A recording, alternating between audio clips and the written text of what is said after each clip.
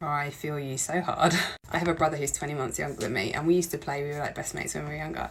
And one time, I don't know what we were doing, but I was in a sleeping bag and he sort of like was holding the end closed, and I pretended that he'd killed me. And I like faked being dead for quite a while. He was really upset. I remember thinking, this is funny.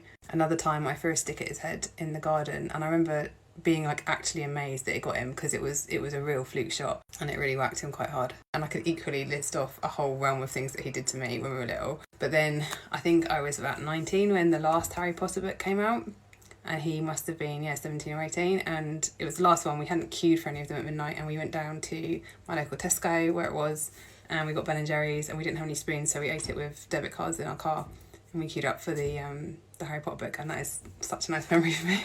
I read on from your comment, I read about your age gap, and your little boy's a toddler and you've got a baby. Now, kids of that age, your older child, very much a trajectory stage, hitting, pushing, punching, throwing, kicking. They're exploring their bodies, they're exploring their world, they're exploring your reactions to things. There's nothing more interesting than a reaction from a parent, whether it is good or bad. And I imagine when he, drop kicks his baby sister, he's not doing that, but you know what I mean, he's getting a reaction. So there are a few things that I would do, and what I did when my kids were little. The first is, and I know it's difficult, but try and physically make sure that it can't happen. Again, I know it's really difficult, but this is just ergonomics. If you can prevent something, then it will firstly make you feel better, secondly protect your baby, and third, it will break his habit. So if you're able to wear her, or if you're able to carry around the house in a car seat, or just something like that, maybe change up his routine a little bit. So if you notice at certain times he gets very boisterous, maybe it's before nap time or something, if he's getting tired, switch up the routine. Maybe he could go and have a play date with someone, or maybe you could go out for a walk during that time. Often when kids have got into habits, there are signifiers to them leading up to the behaviour.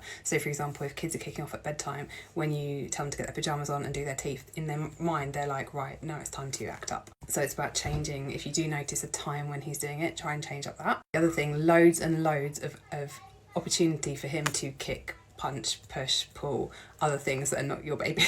Lots of exercise, running around in a garden if you have one, or a park, cushions inside the house, or soft balls inside the house that he can throw and kick, obstacle courses with sofa cushions, whatever you can do basically to wear him out a little bit and get that kind of energy out. It's a very specific kind of energy. Also, loads of affection, loads of love on him. I would absolutely minimise my reaction. I wouldn't really do a reaction. I'll actually have to do a part 2. I'll do the part 2 on how I would react when this behaviour is happening.